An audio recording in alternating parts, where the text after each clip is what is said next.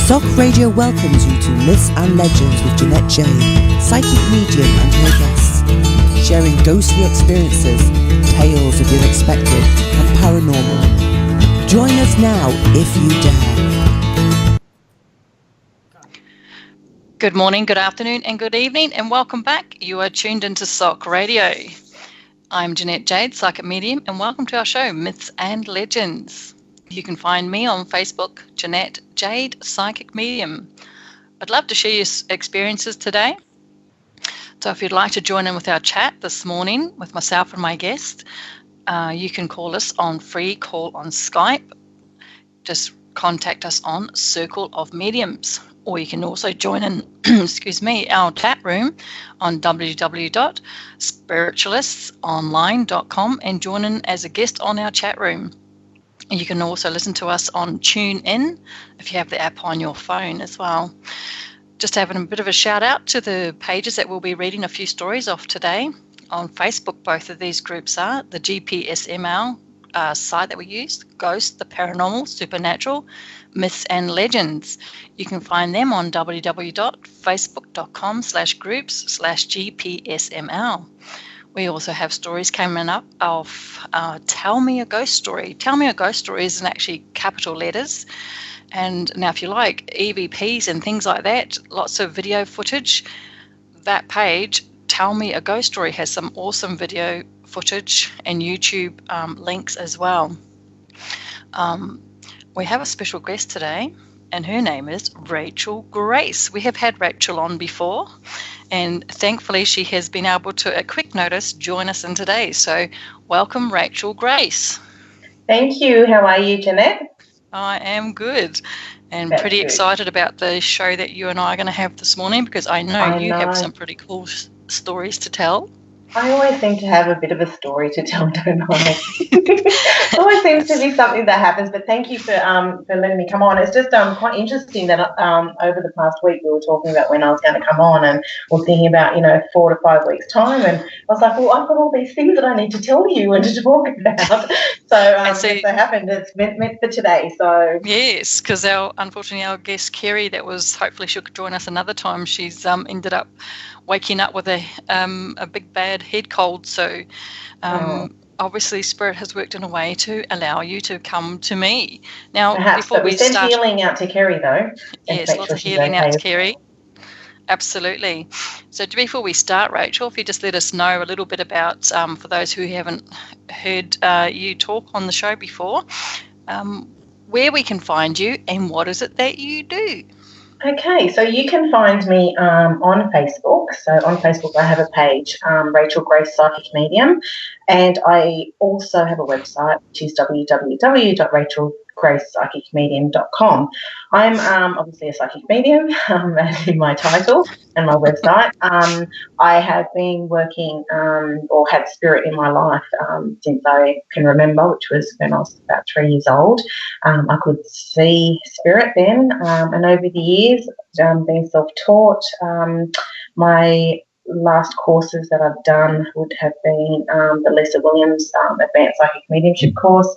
Also did some workshop with Tony Stockwell and another mixed ability one with Val Hood as well. So, so I love learning. I love doing readings, and, I love things that go bump in the night. I was just going to say that, bump in the night. And I do seem to be placed into situations all my life where they need to kind of make sense of or to communicate with. So, and I think that we're going to chat about one that just happened on the weekend, maybe a bit soon, or during the show.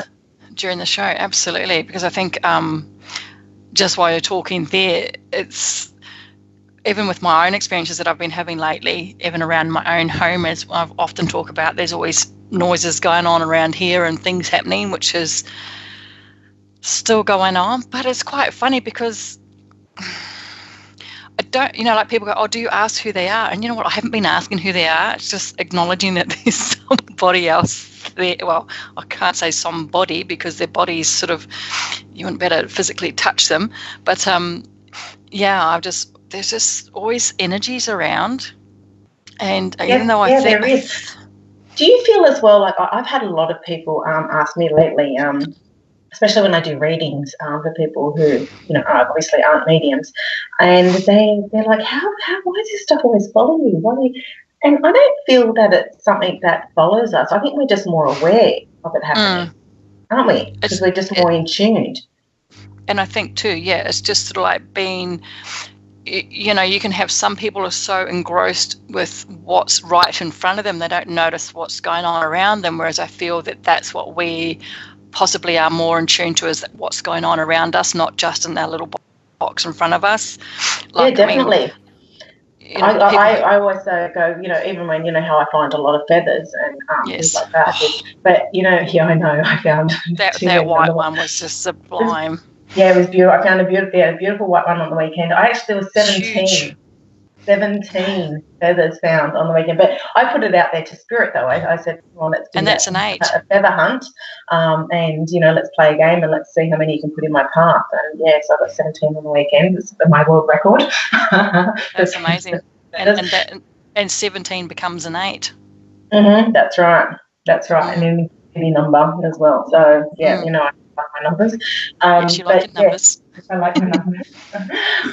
So, yeah, but what I was going to say is, like, even when I do, school drop-off, okay, so I'm at school doing the drop-off and, I can see feathers or a feather will be in my path and, so many people just walk past it and they don't pick it up, or, one of those things that fly up in the air like Santa Claus beads, what are they called? Are they dandelion? Them little fairy things. Yep. Yeah. So like they're flying around and I'm there looking at it in the sky and where it's going to go, all the butterflies and they do not see them. They don't see them. They're not aware. And I just think that I don't know, obviously we just have more of an awareness, I guess. And I think I don't know about you, but I find it quite quirky. Like I'll go, oh, there's a feather, or like me with my ones. Oh, look, 1, 11, 11. Yeah. That's still very prominent in my life, 5 months into the year. But I mean, I must admit, like lately I've been noticing feathers, but I've just been acknowledging them rather than picking them up. Yeah. And why is that? Why don't you pick them up? I don't know. Have you got too many? I do have a lot. Well, you know what I've started doing actually is I held a demonstration last Thursday night and in here, so which was interesting because I want to get back into doing that kind of work and doing demonstrations. And before I actually did it, I was walking up and unlocking the gate, and then as soon as I'm doing, obviously a bit nervous, as we all are when we do the platform demonstrations.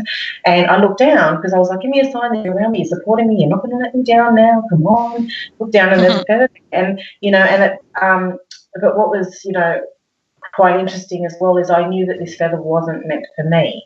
So it was actually for a lady to give to someone else whose daughter passed. So I actually have been now starting to pass my feathers on and give them to the people who I think they're for. I've actually done that before when I think I mentioned it before when I was changing the room that I'm in now, where I do my readings and healings, and I kept finding feathers on my floor and trying to figure out how they got where they were. And the same sort of thing, I did a reading for a lady and that came up with her. She had lost a little one. And the same thing was I asked her about seeing feathers and I said, you don't pick them up, do you? And she said, no. And I said, well, these are the feathers that I actually need to give you to start your collection off. And that's the same thing, the little white ones, like the cockatoos, they drop them and they're this really white, tiny one that's quite small and a little bit fluffier. Yeah, it's interesting how spirit works in that way, isn't it? It's amazing. But, it really is.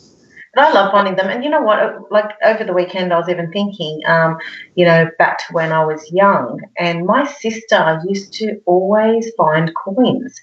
She was always find coins, and she was allowed to pick them up and keep them and everything. And I used to always find feathers, and my mum used to say, "Don't touch them; they're dirty." And so I could never bring them home. And so it was quite funny. My husband said, "Oh, what are they making up for it now?" Because the amount of feathers that I find that I left behind when I was younger. I suppose I don't know, but yeah, Oh, it's funny. it's quite amazing. Made me No, think back to that time. I do love feathers, but I am having feather envy at that big, huge white one that you found, because I think it's quite unusual to find such a sizable feather out in the outside in the open. Normally they're like the smaller feathers. Yeah. But that's a very impressive feather that you did find. It was wonderful. And if you want to have a look at it, just have a go and head to my Facebook page, Rachel Grace Psychic Medium. And yeah, I've got pictures of all the feathers that I found on there. Or even if you want to search Rachel Grace on Instagram, I've got them on there as well. So I always post things that I find or experiences that I've been in, or just different things that are happening. Talking about experiences, young lady, yes, I know that you did something pretty cool over the weekend and had an amazing experience doing something that you could share with us all today. Yeah, look, I've always got something to share with you, Janette. But you know what? I want to just start from the beginning, if we can, instead of jumping right into it, because I just had a feeling that I need to just talk about this as well. So sorry, Okay. I'm just getting a bit. No, you go with whatever. So there's so many people out there. I put my times up, and people want appointments. They want things from us all the time, and and I just feel that in order for us mediums to look after ourselves, sometimes we need to escape and we need to get away. And that's what I do. I've got a caravan down the South Coast as well. So for anyone that's listening, in the UK or overseas, I actually live south of Sydney, so in New South Wales, so on the east coast of Australia. So, and then down south coast, I've actually got a caravan which is only about an hour from here, but it's a caravan that's on site. That's like a little holiday house, like a little cabin. So, and across the road's the beach. So that's where I go, and I go to get away and to recharge myself. So we did that on the weekends, and then my family we went there, and we thought, we'll take my son to there's an air show. There's an air show at a little airport that's south of Wollongong. It's at Park. So the air show's over 2 days. We thought, we'll just go on the Saturday, and just have some downtime. And I wasn't meaning to connect to spirit, and I actually was closing myself down and did my whole protection thing, because there'd be thousands of people there, and there was thousands of people at this air show, and you know what I'm like around in crowds. Yes. Right. So, but you know what? I did really well. Very proud of myself, I have to tell you. But oh geez, yeah, that's a different story, isn't it? You think? Okay. Yeah. So, go to this air show, and I'm looking at all the planes, and I don't know much about history, and I'm not very good with aircrafts and things like that. But my son, he loves them, and we thought we'd go, and it was a beautiful day. It was great seeing the big Hornets fly over and all that and everything. But anyway, you could go into these planes, so you could pay to go actually inside and have a tour of each plane. So they had big Qantas plane there, and all these other planes, army planes, everything. So we paid to go into this plane. And this plane, as soon as I walked in, I'm going, okay, yeah, let's just go in, whatever, not thinking anything of it. I walk up the stairs, step in, and as soon as I step into the plane, I get an instant, overwhelming feeling of sadness, of despair, of hardship. It was very, very overwhelming, and my husband turned around and said, "Are you okay?" And I was like, "No, I'm not." And I said, "There's something going on in here." Everything. I stayed in there. I was able to see a lot of things as well. So what I'm going to do is I'm actually going to attach some photos in our chat room. Okay, so if you want to head into the chat room, and you'll be able to see. Just give me a second. Chat room is www.spiritualistsonline.com, and you can just log in as a guest and jump into the chat show, the radio chat room, and you'll find there's a few of us online in there, and you can put in your comments and have a look at photos, and that Rachel's popping up they should be in the chat room shortly. So if you want to join us there, or if you want to join in and ask any questions or add to the conversation, just join us on SOC Radio, sorry. We are SOC Radio, on Skype, on Circle of Mediums, and just voice call in, and we can have a chat with you, and you can share up some of your own information, experiences, or add to what we're talking about this morning. Love to hear from anybody. So we just popped the photo up. Yeah, I popped 2 photos up in here. So one's inside the cabin of this aircraft.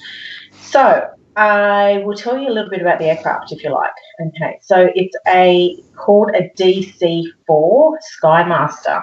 So I'm there going, I don't know what a DC-4 Skymaster is, just the name, whatever, But when I walked in, and if you can go into the chat room, you'll be able to see the cabin area, and you'll be able to see how it is basically empty. Okay, and there's got a lot of green down the bottom as well.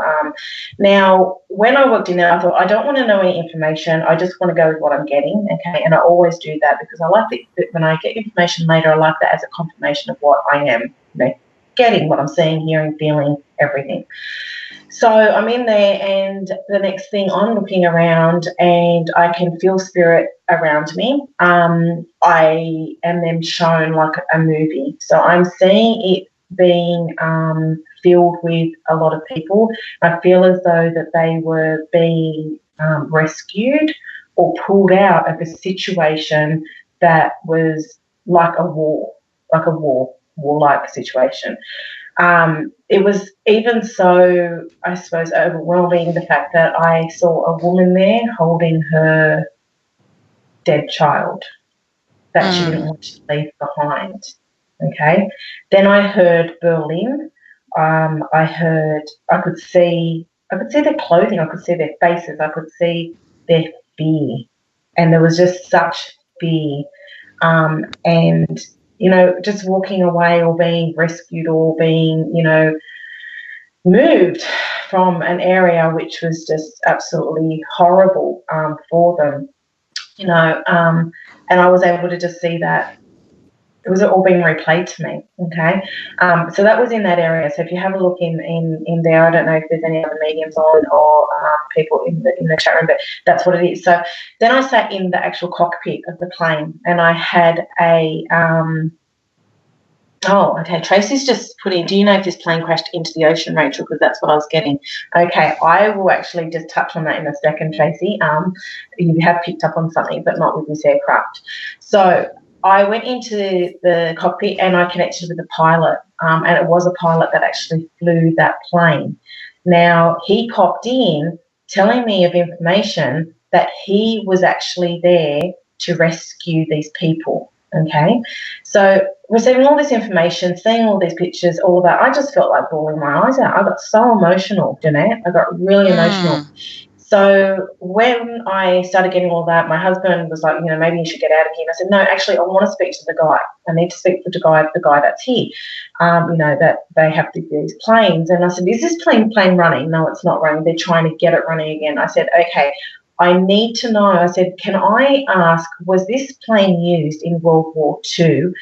Is it attached to Berlin in some way? And is there something to do, so it was Berlin, I said, and was it like to move passengers, was it like used as a passenger aircraft as well, not just to drop off goods of some sort? And he said, yeah, it was. So, yeah, I got all of that confirmation. Now, when these things happen to me, I actually did a live post on the Saturday afternoon, from the beach. I do that, like when these things happen, I get on my page and I do a live feed on Facebook and to talk about it. And to me, it was basically, it's psychometry on a massive, larger scale. So it's actually stepping in and being encased by all this energy. And, is it psychometry? Is it feeling the energy field of an object, which is an aeroplane, and receiving information, or was there spirit around as well? And I have to tell you, it was both. It was a bit of both. So, yeah. That's really incredible. And especially that you got such good confirmation from somebody about all that information too. Yeah, and so what I did is I actually have a friend that he's quite knowledgeable with history, and he's quite knowledgeable in the area of aircrafts as well. So I actually spoke to him. So he told me that actually I've got it written down here. I'm just going to go through this. It used to actually be called a C-54 aircraft, and yeah, it was used to. It was used in the airlift of Berlin. So when Russians made the blockade in Berlin, apparently. So he's given me some information that I have to read up on about it, because when these things happen to me as well, it seems to be that I am drawn to it in some way, or I need to learn about it in some way, because there'll be someone that's going to come up for a reading for me, and I need to know the knowledge. I need to know the knowledge about it. Because seriously, if I didn't walk into that plane, I wouldn't even be bothered, to be honest with you, to find out about this, right? That's incredible. Incredible. And what an experience to have had too. Yeah, it is, but it is. But then also, it's like I just wanted to have a day with my family.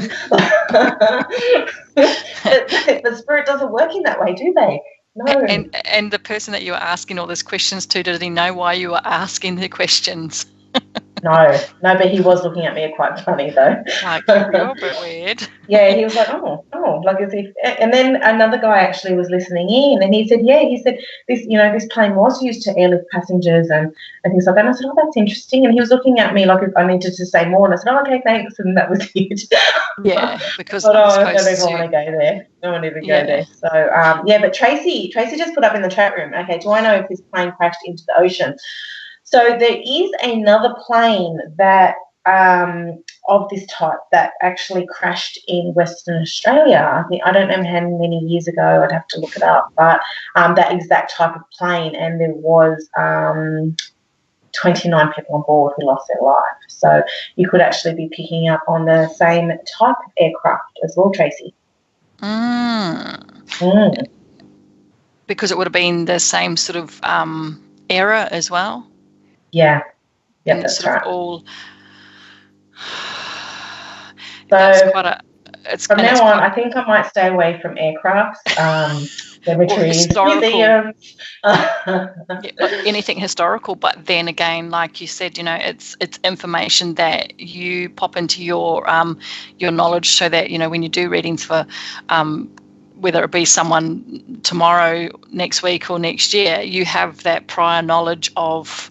I don't say knowledge, but association, and you can understand what Spirit's trying to tell you a lot more. Yeah, that's true. And also the fact that it makes me just sit down and think, and this is what I said on my Facebook Live on Saturday, how lucky are we? When these things happen, and when I'm placed in situations like this, and I can see how many years ago, with all of that, like with what's going on right now, and I can feel their emotion of what they're going through. It totally blows my mind that we are so fortunate, and if anything on Saturday, whether someone needed to hear that, I've said there's a lot of shit going on in the world, and you know what, it is what it is, and it's just the movement of how things need to happen. But we need to sometimes step back and think, gosh, those people that were in concentration camps, those people that were prisoners of war that needed to be rescued or moved, had to leave people behind or take their dead child with them because they didn't want to leave them. That is so heartbreaking and moving. We need to be thankful and be kind to each other. Absolutely. And Tracy on the chat room has asked, and the whole cabin was filled with water as well. So if it landed in the ocean, I'm assuming it would too. Yeah. Do you know? I want to go back to this. The lady that you saw on not the physical lady, but the spirit lady. Was she wearing a hat? No, not that one. There was one next to her that was wearing a hat. But she had a child as well. Who was carrying the child? No, there was quite a lot. I'd have to say there would have been more women there than men. But in that era, their clothes were very, of that brown-looking colour, like khaki colour, just very plain. nothing bright. But it was filled with, there was children there, there was a lot of women there, there was some men there. In this cabin. I feel like they're really, really cold. I guess getting like, I don't know, this one particular woman keeps coming through from when you're talking about this, and she keeps being really, really cold, and the child is cold, like it's ended up catching, I suppose, like a pneumonia or something. Pneumonia, there's a lot of sickness. But this one lady that I was connecting to, that she was holding her child that passed, she actually put the child on the plane pretending it was alive. Yeah. Because she didn't want to leave it behind. That's why it's cold then, because it's not alive. Yeah, and that's right. And that, I feel quite lost. I feel like she's quite lost. Yeah, just to see their faces. I don't know whether you can. Everyone just imagine, whoever's listening. Imagine yourself there. Imagine yourself in that plane, having to do that, having to leave everything behind, and not knowing where you're going to or what your life's going to be like from then on. That's right. There's a sense of loss. Yeah, not knowing where you are. It just really broke my heart. And, I do readings, and I connect with people, and we connect with, dead people. Their spirit lives on, and their soul's there, and their souls are always around us. But to see what they had to endure here it just breaks my heart. It really does. Yeah. And Blissful Angel, who's a guest on our chat room. Good morning, Blissful Angel, and thank you for your comment up here. She's asking, Rachel, what about when you go to museums like Egyptian displays? That's such an interesting energy.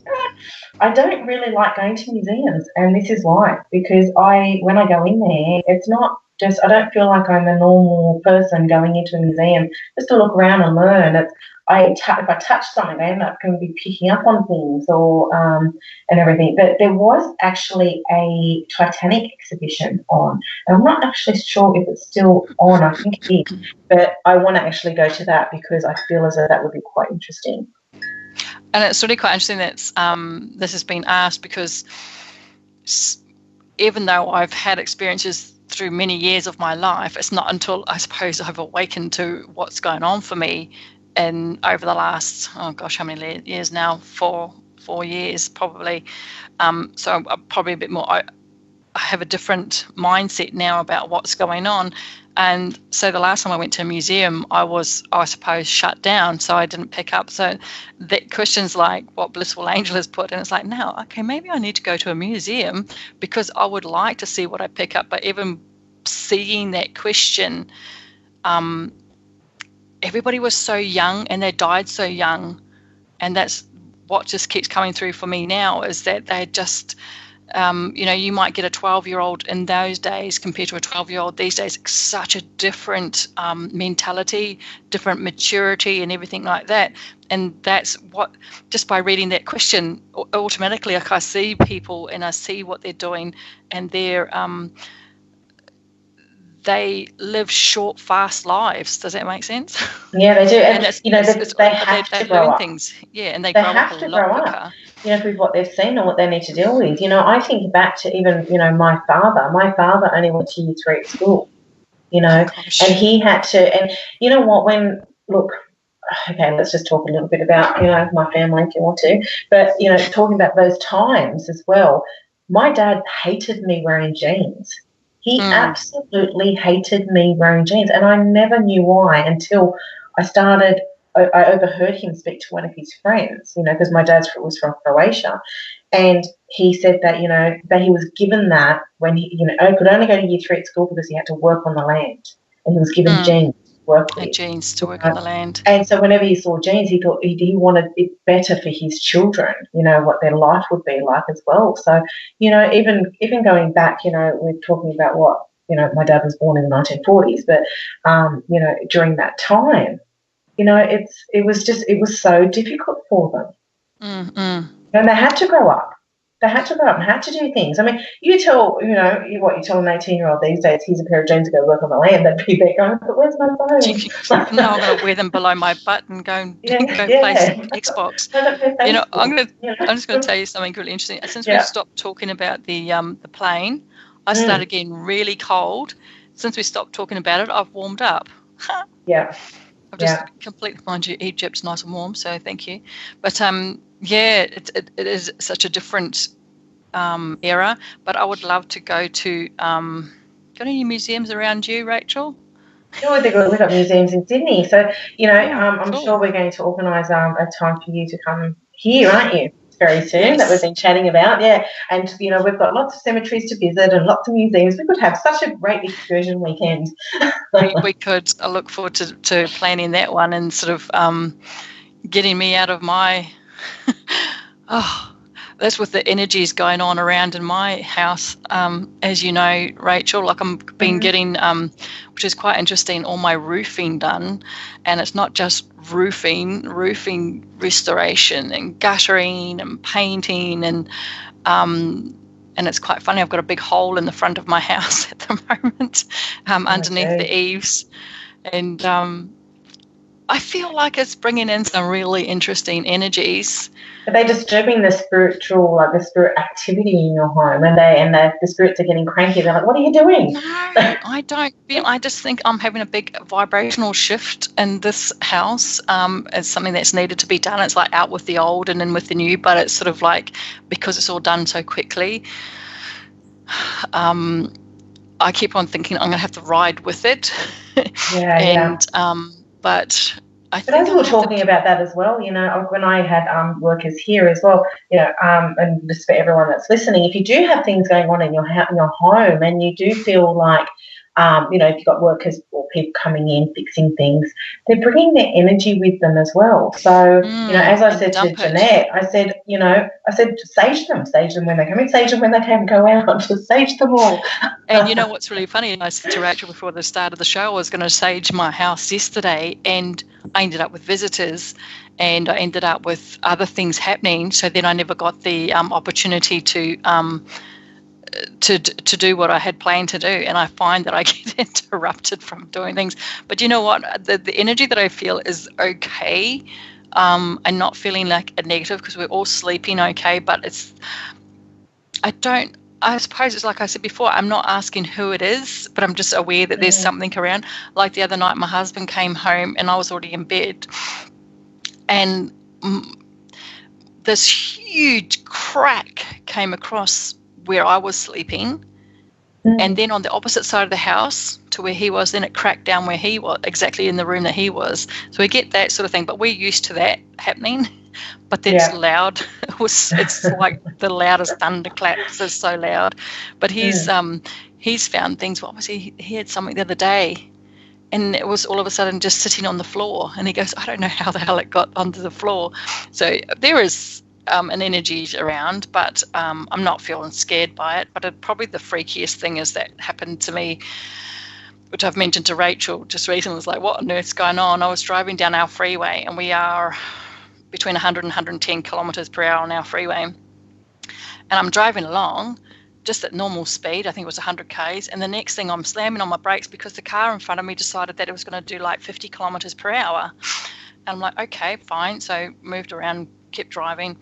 And then went to see some friends that I haven't seen for nearly a year. And I thought I'll stop into, well, depending on where you are, milk bar, dairy, little shop on the corner of their street.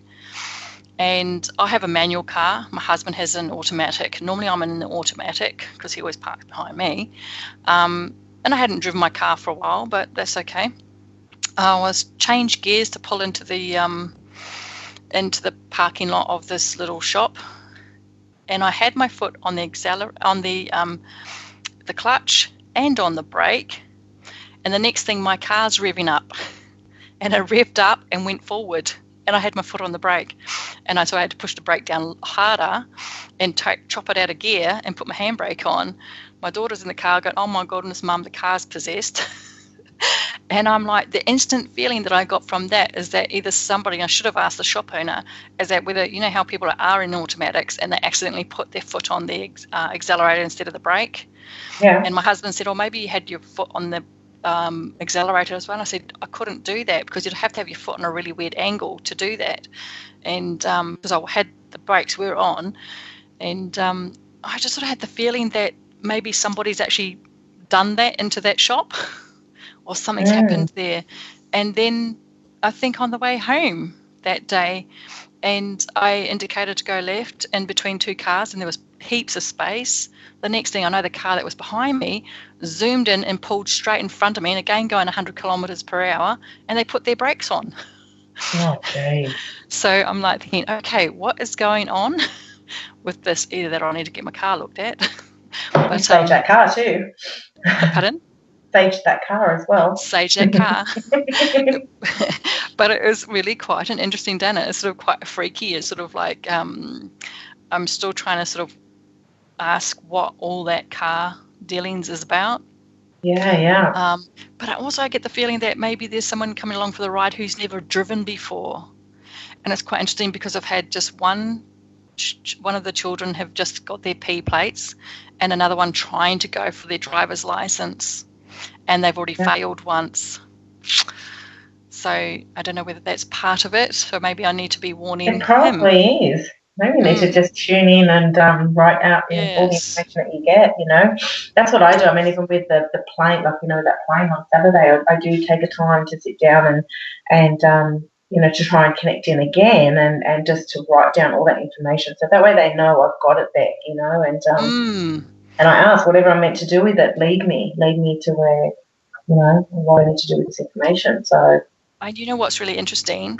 The 18th is very prominent to me. I keep on thinking everybody's booked in on the 18th doing something, and they're not. Yeah. But my son, the one he's in his late 20s and he's only just going for his license, and he's the one that failed because he pulled out in front of cars accidentally on his last test. But he is booked in on. I've just realised he's booked in on the 18th. Hence the reason why it's that, and he's actually due for a baby within days later of that. So I'm going to have to tap into that because hopefully it's it's weird because 18th keeps on being really, really prominent in my head, and I keep on thinking everyone's booked in on the 18th. It's like, no, they're not. No, it's like just the 18th. But it's really, really quite interesting. You know what? Well, before we go to break, we're going to go to break in about just over 10 minutes' time. Don't know about you. You're probably not. A story? A story. This is going to be interesting because I'm going to have to try and pronounce the name. Now, this story is of Tell Me a Ghost Story. And bear with me while I try and pronounce what this is. Okay, I'm going to ask you, if I spell this to you, what is it? I think it's Watseka. Watseka. Watseka? That sounds good enough, doesn't it? Now, this is off the page Tell Me a Ghost Story. And now if you look up Tell Me a Ghost Story, it's all in capital letters, and they have like just under 20,000 people following them. So, you know, the one sort of ghostly looking in the front, it's got a hand pressed up against some frosted looking glass. Now, they have awesome EVP footage. They also have lots of people doing going into haunted places and filming those sorts of things. So there's quite a lot of out there stuff in the spooky side of things. But this is Christy Jo Stanton who's popped this up on Tell Me a Ghost Story, and it's called The Watseka Wanderer. In a rural farming town of Watseka, Illinois, something peculiar was going down in 1877 to 1878. It was here that the very first American possession was documented. 13-year-old Lawrence Venon lived in a home with her siblings and parents. One day, she started to fall into bizarre catonic trances in which she would claim that she visited heaven, where she would speak to angels and spirits of the deceased. A couple of years beforehand, Lawrence's brother and sisters perished. She saw them in heaven too, she reported. Sometimes these trances would last for hours, and Lawrence would speak in a different voice than her regular voice, and speak of places that were far away, places that she certainly hadn't visited. At a time when spiritualism movement was widely popular, many people believed that Lawrence was manifesting mediumistic abilities during these trances. She certainly was able to connect spirits and angels, many believed, while many physicians diagnosed her as being mentally ill and attempted to encourage her parents to send her to the insane asylum in Peoria.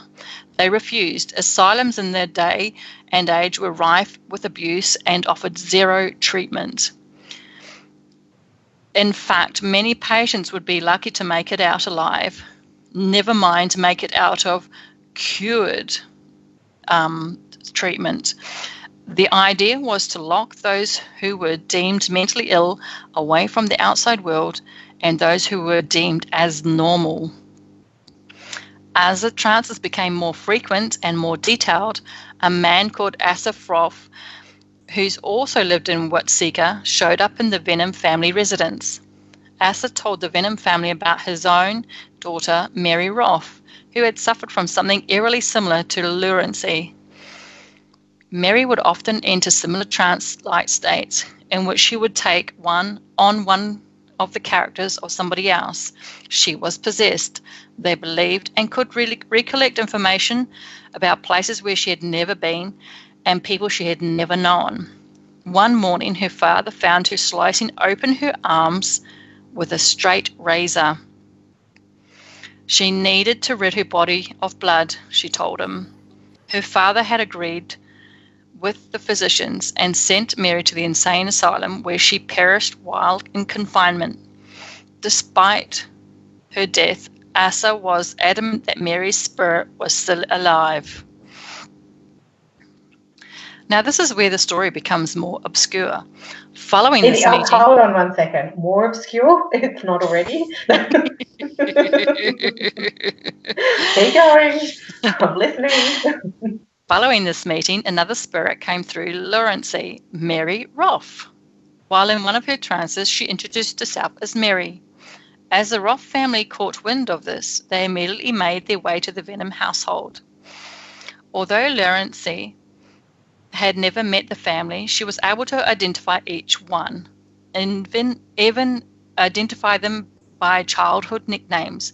A couple of days later, the Venom family allowed the Rolfe family to take Lurancy to their home to see how she would behave and to see if she would regain her real identity. As they rode past their old house, Lurancy became confused and asked why they weren't stopping there. They had moved from that house several years ago. Miraculously, the longer Lurancy stayed with the Rolfe family, the less frequent her trances were. That was until a couple of months later when Lurancy told the Rolfe family it was time for her to leave. Kissing them all goodbye, she was increasingly upset. Days later, Mary was gone for good, and Lurancy never fell into another trance again. What happened in Watseka? Was Lurancy really possessed by the spirit of Mary? Many people, including both the Rolfe family and the Venom family, believe she was. Very interesting. Very. So back in those days... Are we going to get on the story of being possessed, darling? Wow, that's what they seem to think, don't they? When part of that, I think, is remote viewing as well, do you think? Yeah. Look, you know what? Okay, when you were reading the story out, it was actually making me think of a conversation I actually had a couple of weeks ago. So we were talking about, about trance and about how, I suppose, you know what, even with meditation, trance, hypnosis, all of those things, when you begin it or when you start it, you have to be very careful who you do it through or who, you know where I'm getting at with this, because you're opening yourself up. And we're talking about making sure that, you ground yourself properly beforehand, and that you're still connected to your physical body, all of those things, because it can, is it possession? Is a spirit possessing your body, and you're allowing that to happen because you're not grounded, or you're delving into a realm that you are not aware of, or you're working in that area? Do you know what I'm saying? Which side is this? I don't know why this is coming through for me. It's like, because we're all soul beings, and of course, because we come here with a contract, of what we want to experience in life. And then your soul, to me, to a degree, is locked. So when you open that up and go inside the soul, hang on a minute, how am I going to explain this? It's like you're going home, if that makes sense. You're actually sort of like, oh, I'm going home. It's like you're opening the door to going back home, but it's like, well, actually, is it the right time to be going back home yet? Because when you go back into the even the spirit world is still going into where your soul is. Your soul on the, I mean, people, whether you believe you go to heaven, whether you believe you go to the galactic energies, wherever it is that you believe that you're going, it's sort of still an enlightened area. One, it can be scary because you don't understand it because you're used to earthly life. But two, it's like, to me, it's like you're opening up, you're getting the key and opening the door and actually stepping in through that door.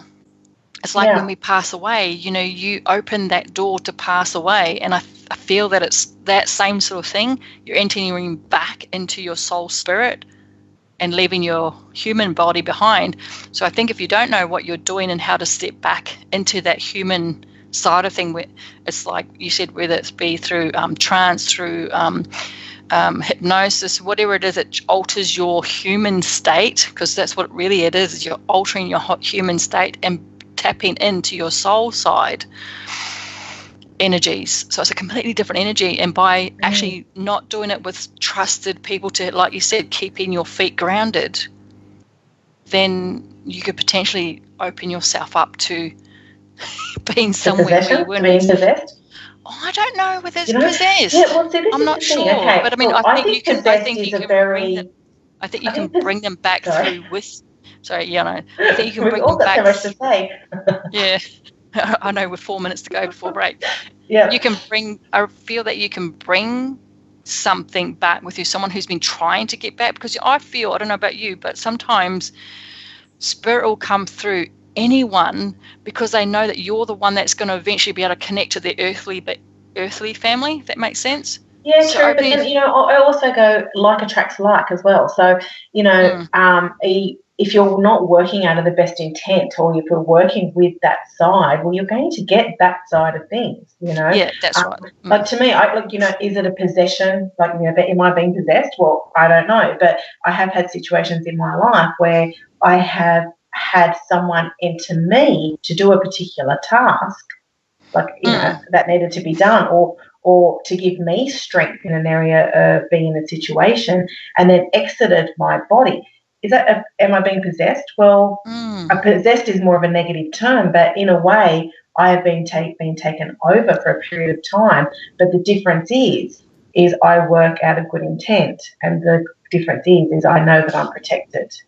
And also, too, you're inviting, because like quite often when you're using different forms of mediumship, is you're allowing spirit to actually use you as a vessel as well. So I suppose, that can be deemed as a possession, but I think it's quite a harsh word, to be honest, in my opinion. Everybody else has got their own, but it's sort of, and there's also lessons to be learned. Do we need to have that happen? They might seem negative, but is it something that we needed to learn as well? Was that part of our contract that we've had, that we needed to learn those particular lessons? And it's also too, I think it's how much we feed that as well. But is it also, you're reading that story today to give someone out there that's listening a lesson of, make sure you research who you're going with, anything to do with trance, research who you're going, anything to do with hypnosis and things like that. I have to tell you, Janette, I actually had a lady contact me last week, how I often these two questions, and one of her questions, she actually suffers from high anxiety, from depression, from a lot of instances that have happened in her past that she's carried forward with her. Now, she's seeing someone who is a self-proclaimed life coach, and that is basically wants to do hypnosis with her and all of these things, and she's feeling really, really, really, really bad, she's not getting any better. And that's why I just want to put it out there to everybody. Maybe this is why it's another reason that's come up. Look into who you're doing this work with. Make sure that they're reputable, because you are opening up your soul. Absolutely. And this is what I'm saying as well with whether it's possession or whatever, it's like you said, the person that you're working with, that they are coming from the highest of the good to bring through positivity. Yeah, because I think, and it's like even hypnosis, they can put in things that, well, I mean, I don't know. Have never been hypnotized. Well, I don't think I've been hypnotized, but it's like that's the thing, is like the intention that's put into the process as well. You know what? I really enjoyed this part of the conversation, and we are actually going to continue after the break. I think definitely. I was just going to say, I think we're going to definitely continue after the break. I've got a few more stories to read as well from the things. You can find me, Janette Jade, Psychic Medium, on Facebook. You can also call into Circle of Mediums on Skype. It's a free call. Join us on the chat room on www.spiritualistonline.com and just come in as a guest and jump onto our the radio part of the chat. Rachel, where can people find you while we're on break as well? You can find me on my Facebook page if you search Rachel Grace Psychic Medium. You can even just pop onto my website as well, www.rachelgracepsychicmedium.com, or follow me on Instagram at Rachel Grace. That's awesome. So we'll see you all back here to continue this interesting topic and some more. So we'll see you back soon. Grab a coffee. We'll see you soon. We will be right back with more from Myths and Legends. Don't go anywhere. Don't miss out on the next scary tale coming up after a short break.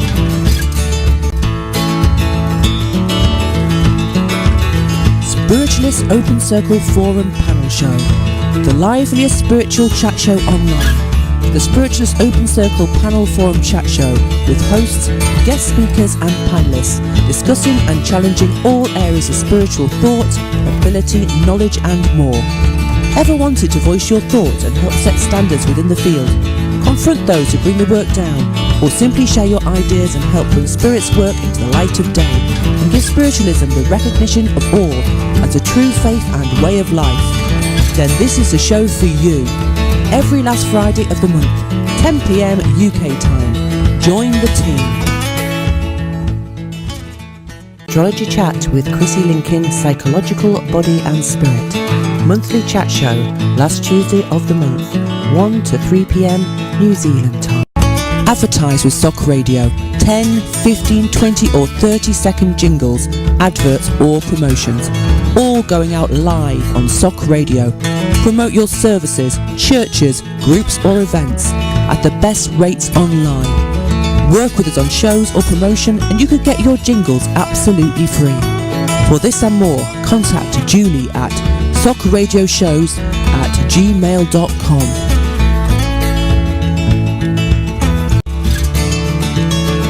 Join us on Sock Radio. Host your own online radio show. We welcome inquiries and ideas for your own show live right here on Sock Radio. Share your knowledge, thoughts and abilities. Bring your ideas to life with us here on Sock Radio and spiritualistonline.com. Or join any of our shows as a special guest, speaker or presenter. Check out the liveliest spiritual chat show, the Spiritualist Open Circle Panel Forum, a monthly discussion show, or the Circle of Mediums, a weekly show sharing spirit messages and teaching all aspects of mediumship and psychic abilities. Or join our Christina on the monthly astrology show. Contact us now at sockradioshows@gmail.com.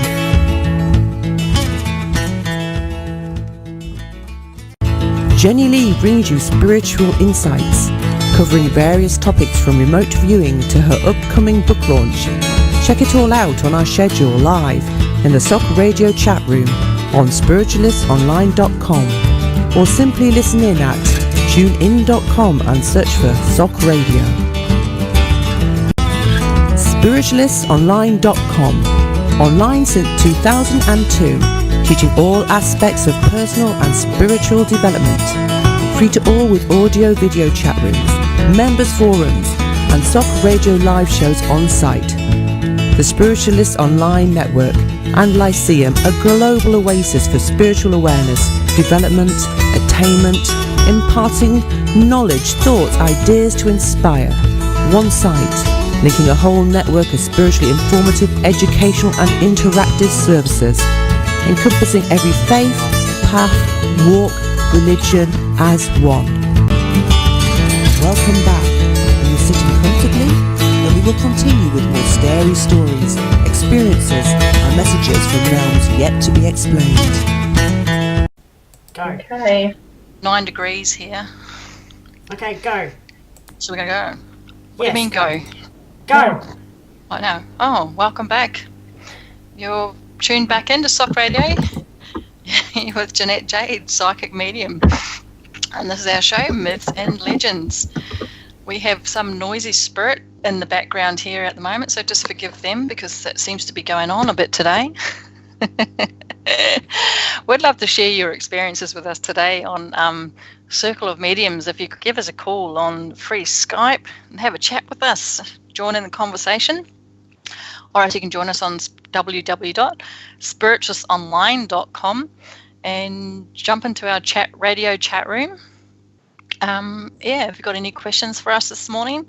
We also have a lovely guest in here, Rachel Grace, who is an amazing psychic medium who has been sharing with some pretty amazing stories this morning. Just before we went on break, we were talking about, I read a story about a young girl back in the 1800s. And, back in those days, if you were sort of like either channeling, mediumship, whatever, you were sort of told you're possessed, etc. So we're talking a bit about that before the show went to break. But anyway, Rachel Grace, welcome back to the second part of our show this morning. Thank you. For coming on. Thanks for having me. Just before we get into continuing our stories and bits that we were talking about before we went on break, whereabouts can people find you and what do you do? Just give us a quick... Yeah, very quickly. So I'm a psychic medium, and I do readings out of in Sydney. So I can also do Skype and FaceTime readings as well. So I have read for a few people overseas.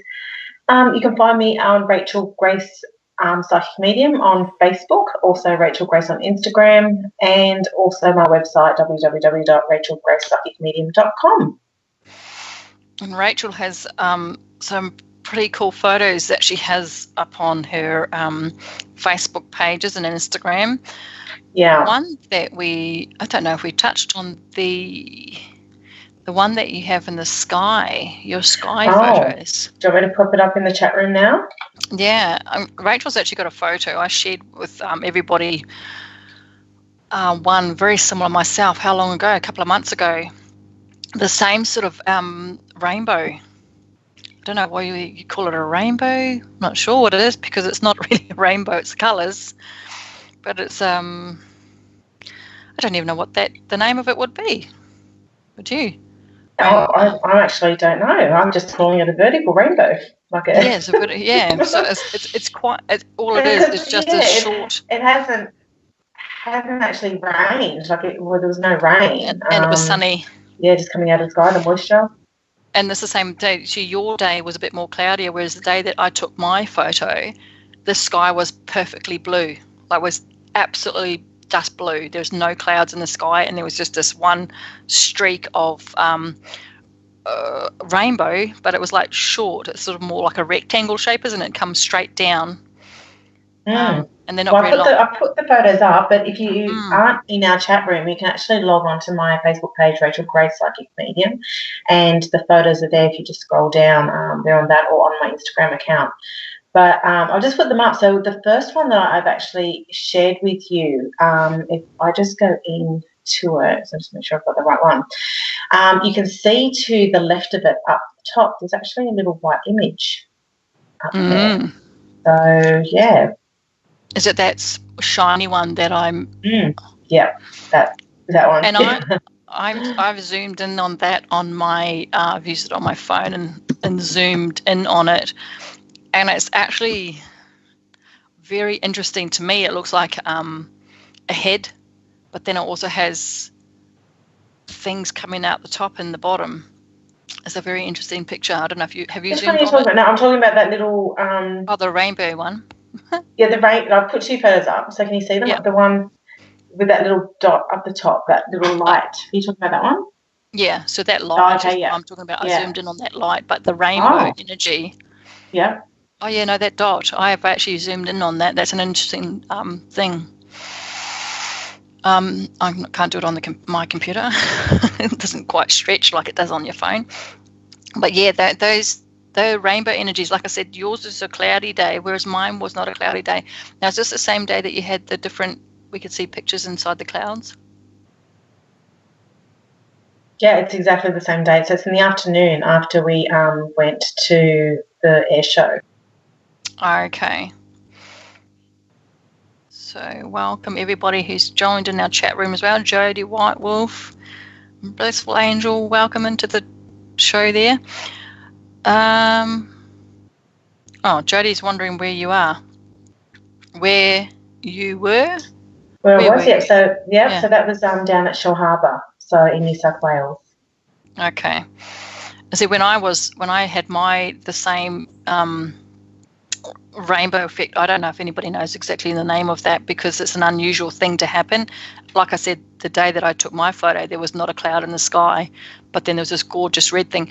I think I put it on the show a couple of months ago, but mine almost looked like a pregnant lady, the way that it formed, and it sort of almost I had a darker bit for the hair. So it was really interesting. I don't have the photo with me this morning. Yeah. But but if anyone gets a chance to see one of your photos has it, that's quite interesting. Your second photo doesn't have it. Your first photo. The photo does. The second photo doesn't. The second photo, just to the left and above. If you turned your There's head that to the speck. left sideways, There's a speck. Can you see the face there? I can actually see a face, and I've actually circled it and put it on my Facebook page so people can actually see. In the clouds. Yeah. Yeah, in the clouds. Sarah, I'm referring to the actual dot that's in your photo. Oh, okay. There's like a silver dot.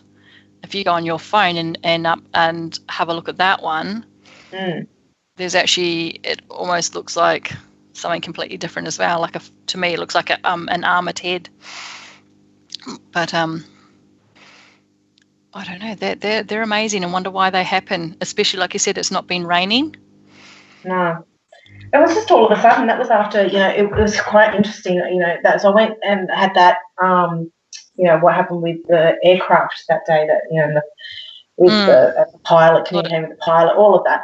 And then that afternoon I thought, no, I need to share this with my followers on Facebook. So I did the Facebook Live and I was talking about it, and I was just on for 20 minutes talking about my experience. And then what happened was we sat down at the beach just after that, and then that just appeared in the sky.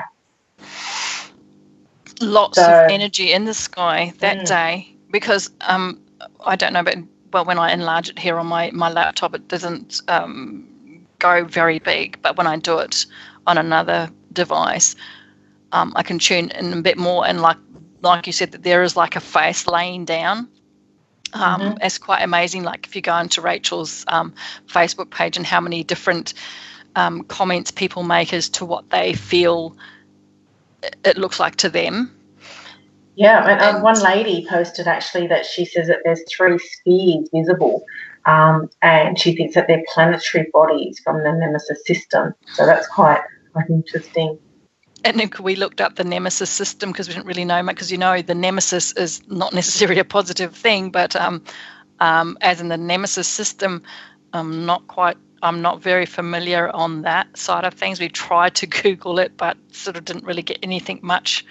I don't know about you, but Rachel, but I didn't really get much out of that. But but I can see the spheres. Yeah, you can see the 3 spheres that she's speaking of.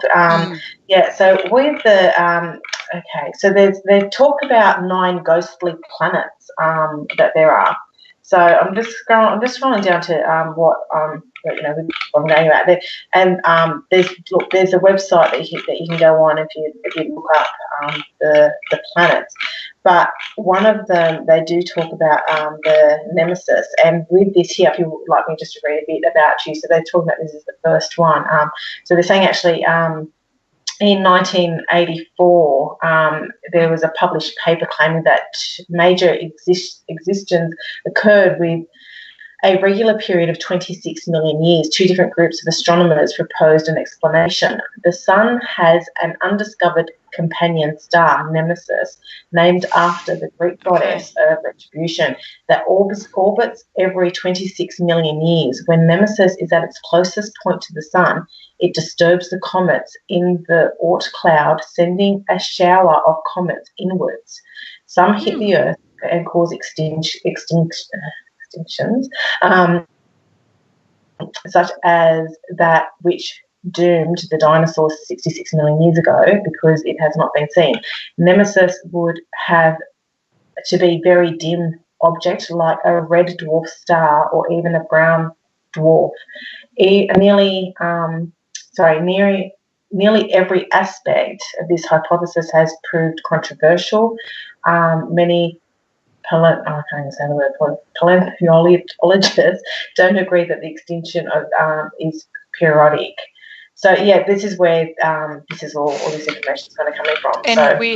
And the thing is, obviously it's not my strong suit on all the planetary things, but there has been a meteor recently going past Earth, and that if it hit Earth, it would have a catastrophic effect on us, but it's too far away, thankfully, but it's going past Earth. So it'd be interesting to see if those are all related as well. Yeah, and you know what you're talking about, that meteor, there has been a recent meteor shower with that too, with that happening. And when we do have meteor showers and things like that going on with the planets, people don't realise that it actually affects us.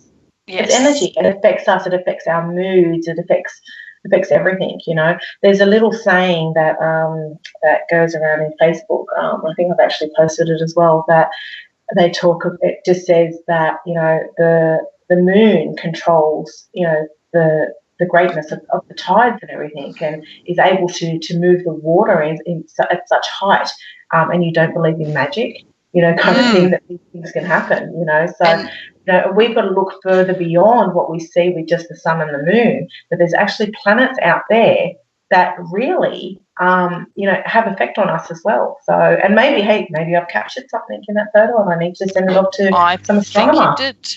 Well, I think that if you really, I mean, you know, some people go, oh, it's just a plane. But if you actually scroll into that actual, that dot that I mentioned as well, if you widen that on like something that you can actually use your fingers and widen it, you know, like on your phone, actually has a different shape to an aeroplane completely. So I do that. I can't even describe what it is, but to me it looks it's almost like I've seen it before, but I don't know where I've seen it before. But it's very silvery. But yeah, like with what you're saying with the planets and the moons and everything like that, and like a UFO, quite possibly, Tracy, I do feel that it's something to do with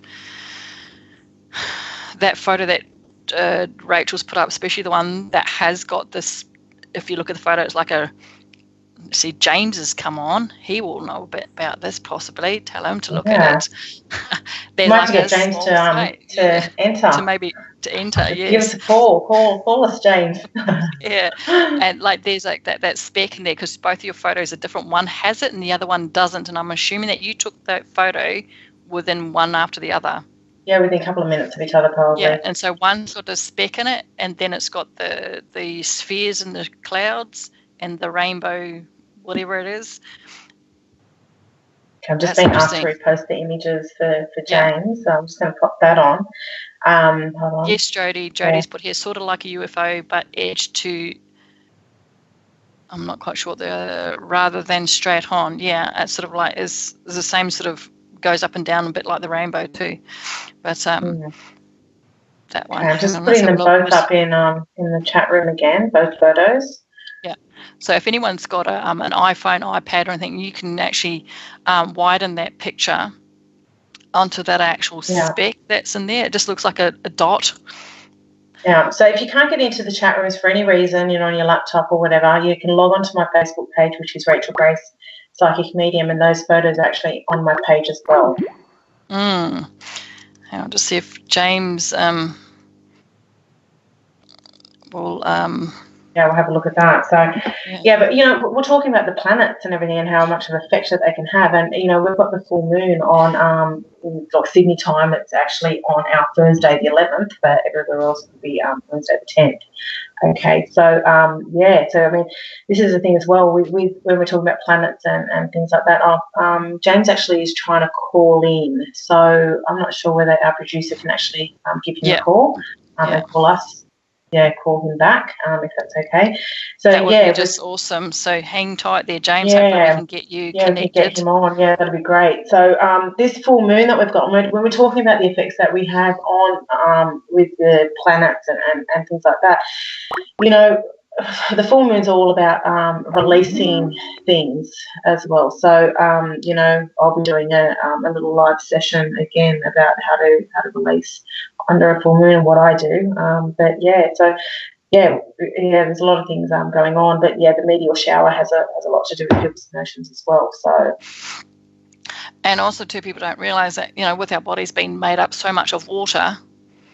Like we've got a high percentage. I think we're 80% water or something like that, aren't we? and we get pulled by that. We get pulled by these planets and by the moon and the effects that it has, And that's what people. I think it's the belief. I suppose it's like anything. It's like what you believe and what you don't believe, and what you resonate with, what you don't resonate with, and many of us in these sort of things. And yes, we've got James. James on. Looks like he's been connected. Hi there. Oh, hello, James. We got you on. Yay. Yeah. How you doing? Hi, James. How are you? Hello. Welcome. Thank you. See, have you had a look at the photo Rachel's put up? Yeah, I have. I'm looking at. I'm looking at them now. And we can hear ourselves back. Someone's replaying us. James, have you got the radio on? You have to maybe turn it off. It does. I've turned the volume down, so it's fine. Okay. Okay, let's see here. The first one that I'm looking at is the one that looks like there's a vibration of colors. Now, if you'll notice in this photo, you've got those colors there, but above the colors, do you see that craft up there? Is that small one to the left? It looks like a speck. Is that one you're referring to? Yes, that's when I would keep saying that there's something else there, not just the vibration of colors. And you can actually enlarge it. Now, this is where I'm just going by. Yeah, I'm gonna actually.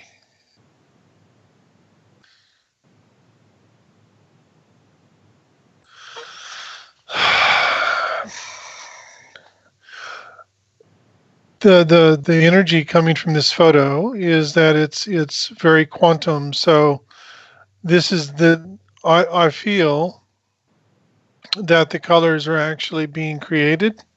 It's not a natural phenomenon. It's definitely the thing that's up top. There are lights that go around the side, the lower part of the whatever it is, and there's a light at the bottom of it. And I would actually say that is a very small. It's not like a large craft by any means, but it's a very small craft. And the impression that I'm getting here and the feeling that I'm getting from it is that is actually creating the rainbow colors here, because the interesting aspect to these colors is that if it was a rainbow, you would have more colors. Yes. And you don't have that. Now with the other one, see now in the other photo, that craft is not there. or it's not shown in the photo, but the light is still there. So let me just, but if you'll notice with that other one, if you notice the clouds above it, it's a very unique pattern. Can you see that? Yes.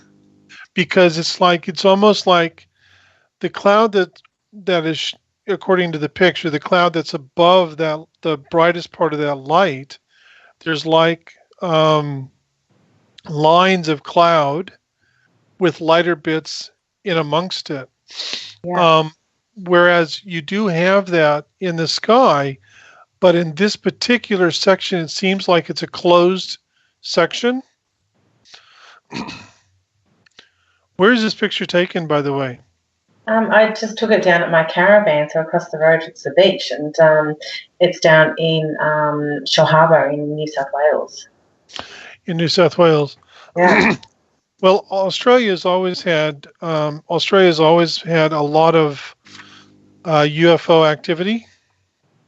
There's actually a very famous case of a young man who was a pilot that was flying from, well, basically the mainland to Tassie, and there were UFO sightings, and his plane actually disappeared and never to be seen again, which I believe happened back in the 70s, if I remember correctly.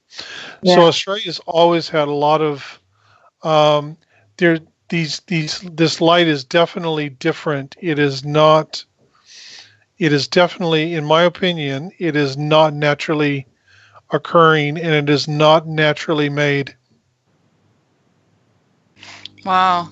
And you know what? It's just quite bizarre that came up after I, went on and I was telling everyone about the pilot and about the experience that I had that day. And I do actually feel that it's connected to that somehow. I'm going to have to try and find. I'm doing my best to try and find my one that I've had. But I'm not very good at doing. James, do you know anything about the nemesis? About what? Nemesis. In regards to what? Well, another lady actually said with that photo, she posted on my page so that she can see 3 spheres that are visible, and she feels as though they're planetary bodies from the Nemesis system.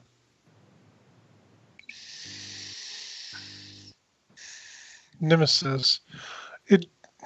For some reason, the word that's coming to me is Nibiru instead of Nemesis. I'm not familiar with Nemesis at all. Yeah. Nibiru, I'm familiar with. However, the impression that I'm getting from this, in truth, and what keeps screaming out at me in a massive way, is Pleiadian. Yeah. Yeah. Okay. So I mean, that's what's screaming out at me in a massive way here, is Pleiadian.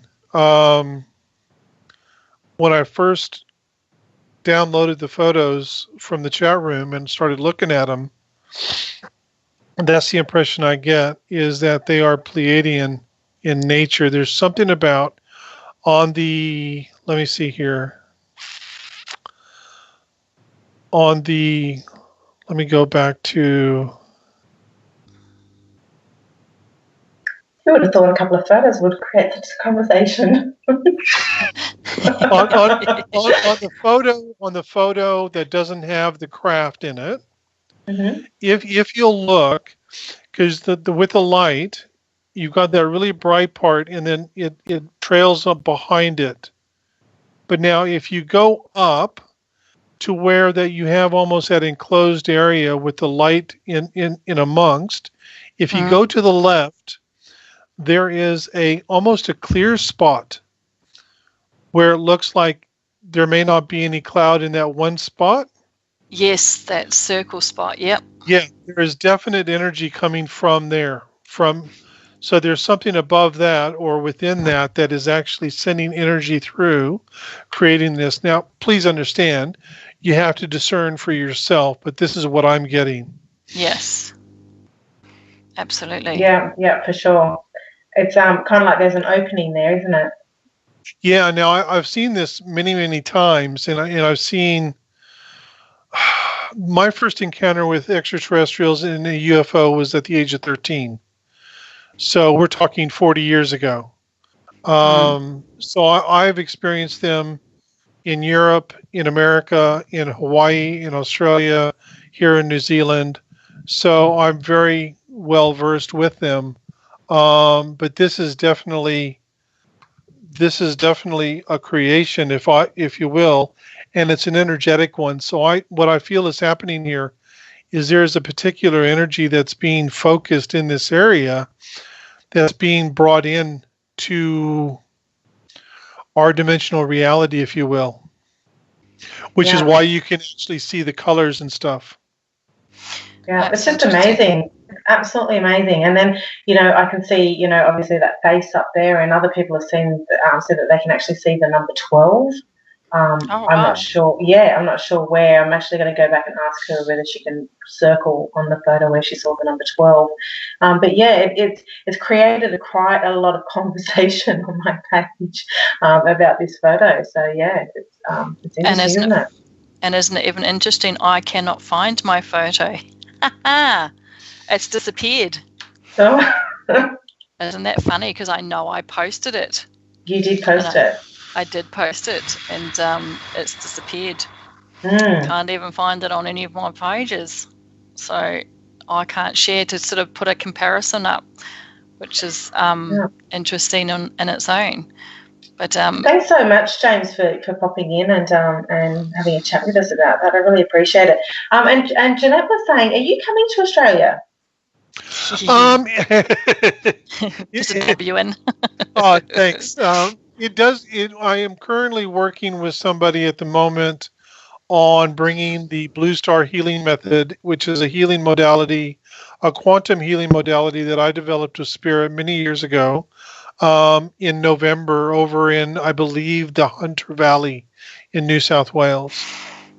Oh, you have to let me know when you're doing that, because I think Janette will come up and we might come and join you. Well, that would be fantastic. I know that apparently there's somebody that's very interested to come to it who is from America. The lady who's who's doing the legwork, shall we say, came over for my workshop in Auckland a couple of months ago, and she's really keen on having me over there and doing it over there. So I will let everyone know when that time comes. I think that would be just brilliant. Absolutely. Keep us in the loop. Absolutely. Well, thank you very much for having me. The pictures are fantastic. I love them. Thank you. Thank you. This is interesting why I can't put my photo up. That's the same. But with the blue, I've got the clear blue sky. And it's like, no, I'm not meant to find it, obviously. So. Well, listen, you guys enjoy. Thank you very much. And I'll talk to you everyone later. You will do. Thank you so much, James. You're welcome. Have a great day. Bye-bye. Oh, that's so cool. Thank you so much for that. Yeah, awesome. Oh. So yeah, can you just see a couple of photos? Who would have thought? Who would have thought? But it's quite interesting because why am I getting it? Could be the seventh dimension, James. Bit late. James is gone. We'll have to answer that next time. Yeah. Oh, now I'm going to be on a mission to try and find out what happened to my photo, because it would have been interesting to have compared the two, and the fact that mine's completely different, and mine's over shopping centres. It's not over any water. Yeah. So that's interesting. Oh, you know what? Energy. Should we change the tune a bit? I've got a story here from the Ghost Paranormal Supernaturals Myths and Legends. Yeah. Just to change it up a little bit. How about that? Yeah, that'd be good. Let's go. Now, I think everyone can probably relate to this, whether you've watched a movie or been spooked out by, I particularly think, old-fashioned dolls as such, and I know there's quite a few if you Google on the net. that they still have them in, certain dolls in case because they're so-called possessed or whatever. Oh, that's just like that. I remember watching a movie years ago. It was called Dolls. When I was a sleepover with a girlfriend, and these dolls used to attack people in the middle of the night. It was horrible. It wasn't Toy Story. No, not Toy Story. They didn't have Toy Story nowadays. No, I know. That's so funny. Sorry, this one, continue. No, that's all good. That's this one here, like I said, it's off the GPSML site, which is Ghosts, the Paranormal, Supernatural Myths and Legends. You can find them on Facebook, www.facebook.com/groups/GPSML. And you can add your own stories into their site, join their page, follow what other people say. A lot of people ask questions about what's going on for them as well. And you can join in certain conversations by putting in what you think's going on for certain people.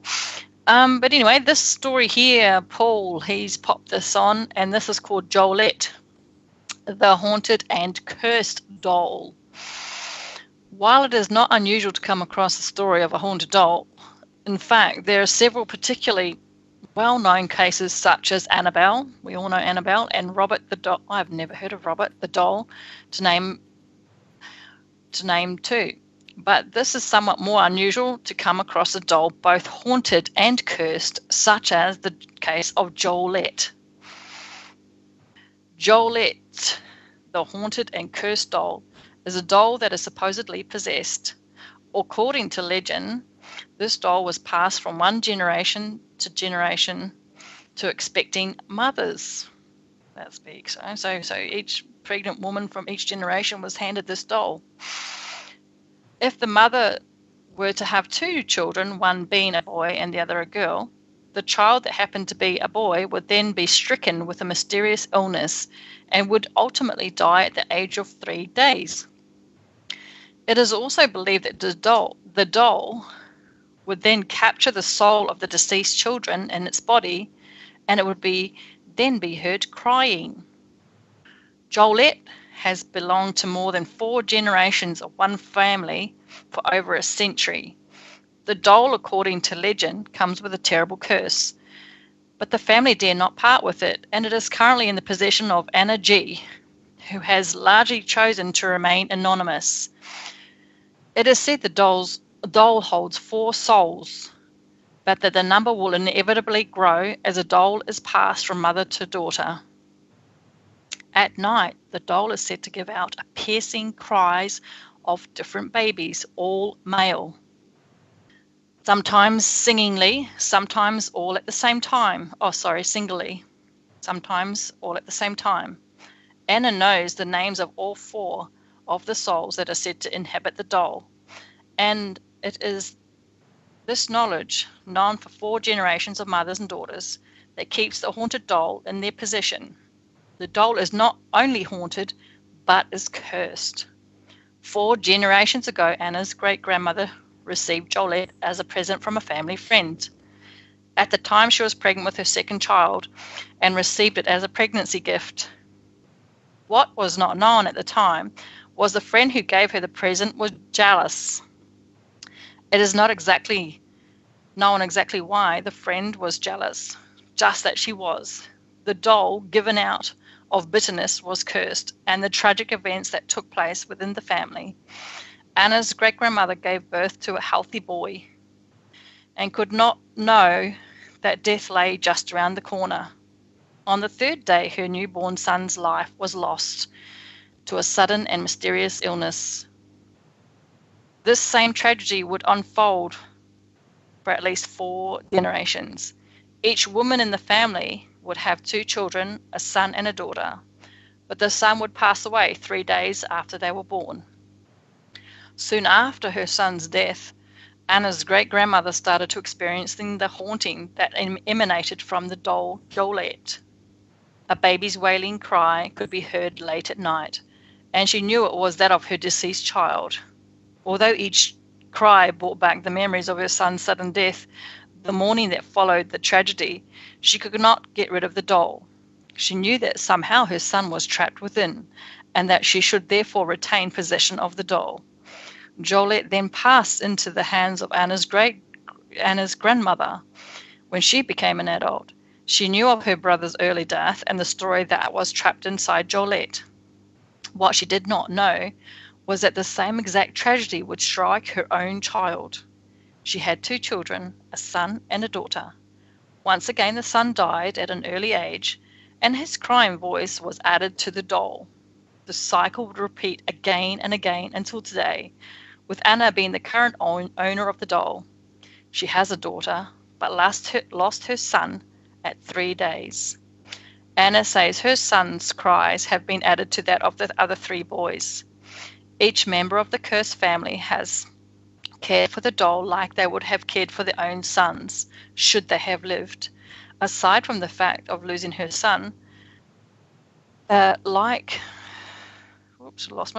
worst part of the curse is that the daughter too will soon lose a son, as the cycle continues. Anna will not risk losing the doll, even though 4 generations of pain for lost children are a constant reminder. She says the cries can be heard quite clearly.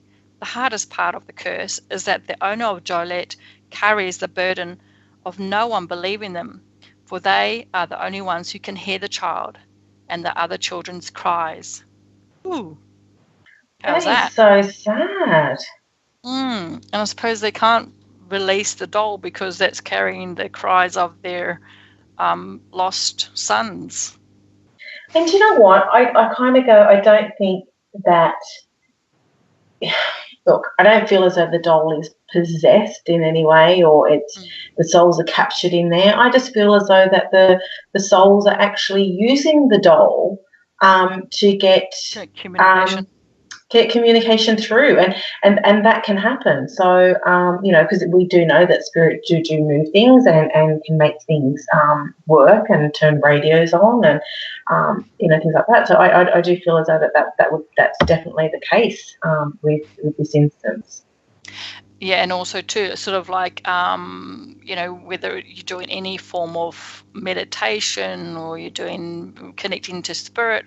I don't know about yourself, but if you have particular crystals or a particular object that you hold on to help you channel that energy, and that's also too what I was picking up is that because they can channel that energy into this doll, and the thing is, what is it that the sons, obviously it was sons, so maybe it's a genetical thing that's come down that only sons are affected by this genetic.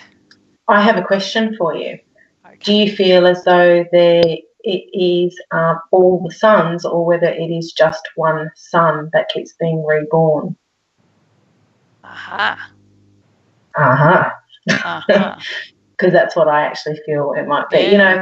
I have to, I just want to touch on this as well, that there has been times in my experience of what I've seen and what I hear, what I know, and what I get, from the spirit world, is that, a lot of women out there, they grieve for the loss of a child, whether, through a miscarriage as such, and if they had miscarriage after miscarriage, and, that they are so upset about that, but then what they don't realise is that soul has been born into a child that they have now. I'm going to tell you something really interesting. This is what I feel. I haven't actually spoken to my son about this.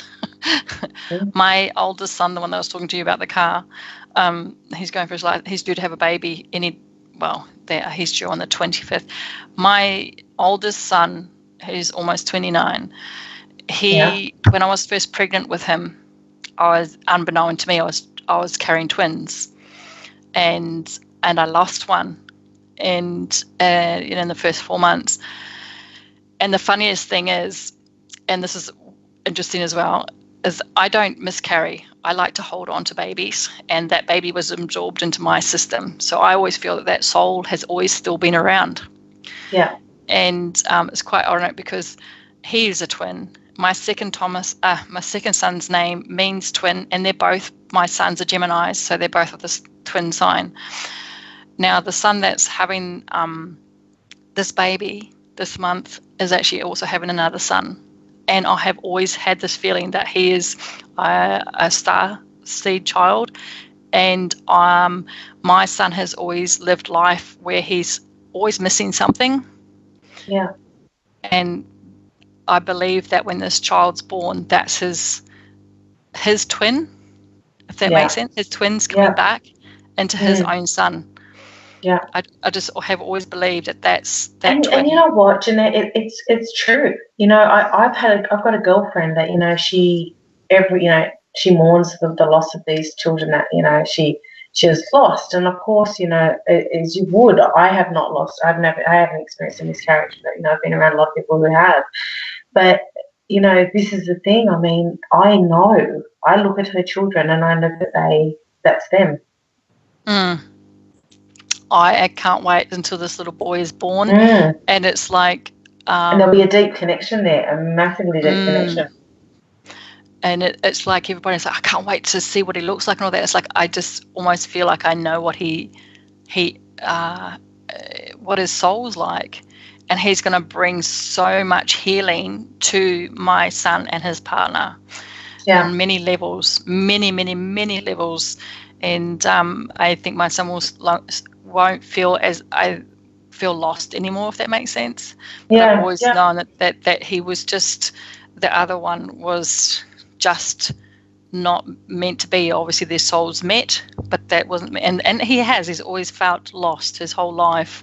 So I'm really excited more on how that's going to change life, where how you can be more complete. I almost feel like it's his soulmate is coming back, if that makes sense. How lovely. That's wonderful. Yeah.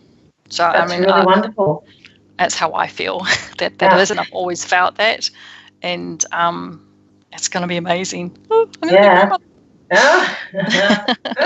I'm going to be Nini. Yeah. Nini.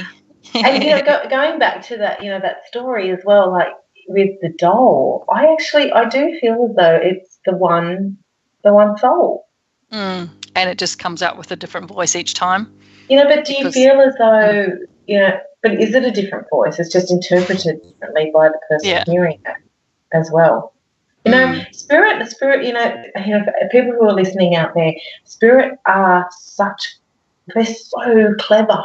They're so clever, you know, to do things like this. And, you know, and it's something that this soul, you know, this boy knew how to do, and continue doing it and keep throughout the family. So, yeah, and I think that's I don't know. I don't know why I keep going to this. Like the energy that I have around in my house, and I hope the lady that's going to be looking after my house while I'm away in a couple of months' time, I don't know how much I'm going to tell her about the energy in this house, but it's all good energy. Hopefully, I'll have to tell all spirit to sort of settle down while we're away.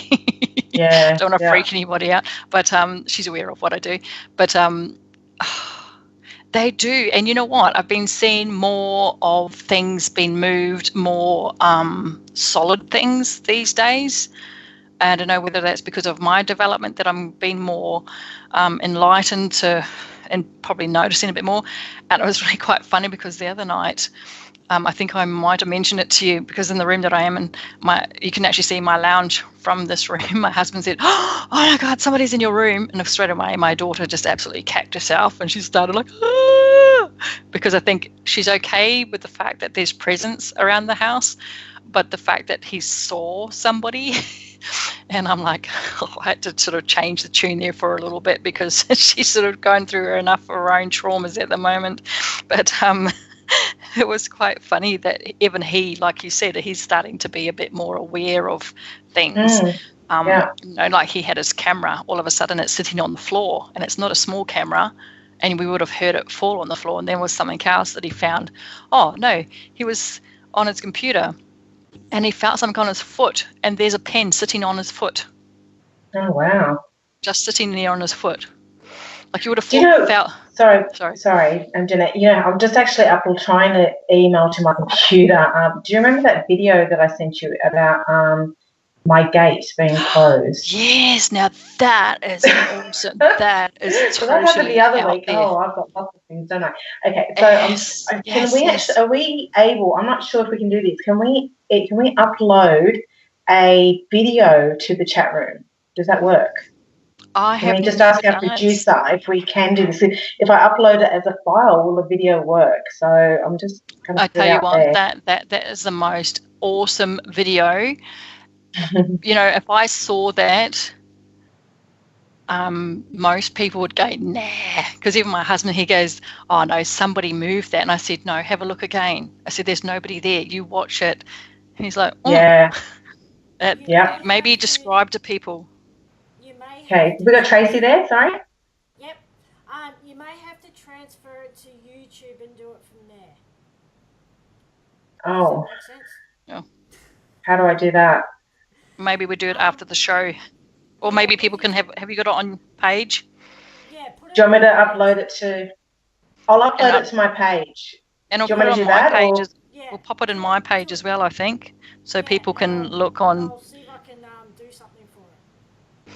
Yeah, Okay. I'm going to post that it on my is page now. But yeah, it's if you all want to have a look at this.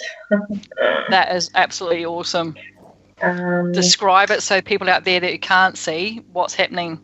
Okay, so in this photo here, so in this video, I'm just posting it on my page, and I'll put a comment on the top later, but I'm just publishing it now. Okay, just going to bring it up. Okay, so what happens is, look, it was a windy afternoon. Okay, we did have a lot of wind happening. We did have a quiet wind, and you'll be able to see when you log on to my page. So just go to my page, Rachel Grace. Psychic medium, and it's posted up there, so you'll be able to see the trees moving around. But I actually have a gate. You can see my pool's getting redone. There's a gate there. Now that gate has got one of those latches on it where you need to lift it up, and then you need to actually physically force that gate to open, and when it opens up on the brick wall on the other side, it actually latches into there, and to latch into there you actually need to force it as well. Now, so that afternoon, my dog was actually, because I'm obviously getting work done on the pool, my dog was on that side closest to us, you know, when we're watching this video. And when I went downstairs after, obviously, I picked up my son from school, my dog was on the other side. I'm like, oh my God, someone's been in my backyard. And I started to freak out. So that's why I checked our cameras, because we've got a camera system around our house. So I had a look at the camera system, and I saw this, which, you know, if you want to log on to my page, it's up there. Tracy's going to work out a way that which we can share it somehow. Okay, she's just put the link on the chat room for us, which is awesome. So if you want to click on that link and have a look at it, and we can all play it together. So we can see the things moving in the background. So even there's a pile of rubble there, which is the coping around my pool, which is pavers. So that gets moved over. Then you'll be able to see that there is actually a white kind of energy figure that moves over towards the gate. Yeah, that is awesome. It flings it right open. It's like it gets momentum behind it and then pushes it. Pushes it. Yeah, Okay. it's like it sort of lingers around, doesn't it? And then pushes it. It does. I think I'm going to freak everyone out on my page now. My followers are going to go, oh my God, what's Rachel doing? Or they're not going to come and visit They me might get the gate slammed on them when they come to see you. they might get worried about, oh, look at that in the backyard. Yeah. So look, I might actually just keep that up just for a couple of hours, and I might actually take it down. No, it's interesting. I love it. Or maybe people will comment on it. I'm not sure. Actually, you know what I'm going to do? I will send it to. Everyone's having a look. I'm going to send it to Tracy in an inbox as well. So if she wants to post it on something. So yeah, so that was that. But yeah, quite. But it's like the fact is that not only that, and if you can actually see it on a bigger screen and you can see that energy, it's almost like loitering there, and then it's like boom, pushes the gate open, and then at the same time, and then there's those pavers, and they're just physically being flipped over, and you'd have to have hurricane winds, I reckon, to flip them over. Yeah, and it wasn't hurricane at all. No. Yeah, and you know what? I have to tell you that was actually. An afternoon. The guy that actually did that, the spirit, he had to get my attention, and by letting my dog out, by opening up that gate, it was the only way that he could get my attention physically. That was incredible. Okay, so for all of you out there, all these weird things always happen to me. So stories, don't I? Yeah, well, I think I'd rather have the gates going than the cars revving up. That was a bit too freaky for me. But Yeah, for it sure. but there's a lot of activity going around. That's for sure. I think there always is activity, but Okay, it's I've got a lot of people starting to comment on this video. Interesting. Oh my God. Okay, so people are popping on. So I don't know whether you're listening into Sock Radio at the moment, but yeah, I've actually posted it on there for people to see. So and look, it's not something that happens all the time. So don't worry if you come to visit me at my house. It's not harming people. No, and you know what? After I actually did the reading that night, and it was this lady's grandfather that came through, and he's actually moving a lot of stuff at her house to get her attention. Then, yeah, I connected with the energy, knew who it was, and he's on his merry way. So it's all good. And that's what they come forward through as, when they start, I suppose, too, when they know that you can physically see what's going on, and they bring that to the party a bit more. They go, oh, we can tune into this chick. She's going to show us, she's going to be able to bring us to the light, such as in the light isn't as speaking to the people, their human family, I suppose, to put it that way.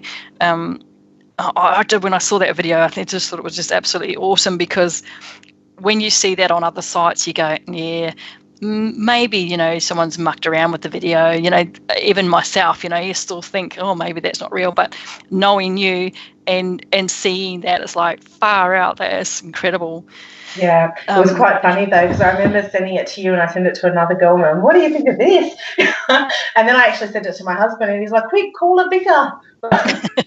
And I said, honey, it's fine, it's all right. And he goes, I don't know. He said, you're starting to freak me out.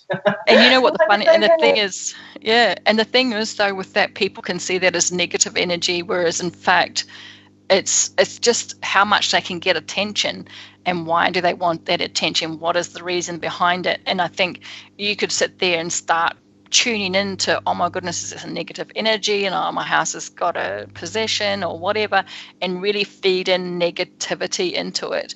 So I think for me, myself, is rather than instantly thinking negative about it, it's like, wow, what are they showing? Why are they showing it to me? What's the message? What is it? Who am I going to connect with that's going to relate to? And things like that. I think it's just such it's an amazing lesson for other people who, like, even might be listening in today to, like, oh gosh, I have things and I think that my house is, is possessed or whatever it is. Think about it differently as to why are they there? What are they trying to communicate with you? And sometimes they are a bit they are very noisy. Freaky. Like, yeah, look, and they do. At the end of the day, he needed a lot of force for him to open up that gate, unlatch that gate. And I have to tell you, if you've got to push it. You've got to push it really hard. You know what? I might actually go outside and I'll video you how I need to open this gate, so I can show you the strength that's needed and the force that's needed in that particular direction, as well. But, and you're right. People do look at that, and, this is why I have hesitated to actually put it on my page as well, because I don't want to freak a lot of people out. But it's not something that is bad. He needed to get through to me, and he did. Yeah, and this is a thing, perhaps, if you're worried about being on your page, just say, how to maybe look at things differently and not always in the negative way. Also, too, so maybe that's why we needed to talk about that today, because things do happen all the time. And like I said before, I didn't even ask who's there half the time, because it's like I just know there's somebody there. And on the odd occasion, it's like, okay, you can just go away now. And other times it's just leave them be and just let them potter around and do what they need to do. But I just think that was an incredible footage.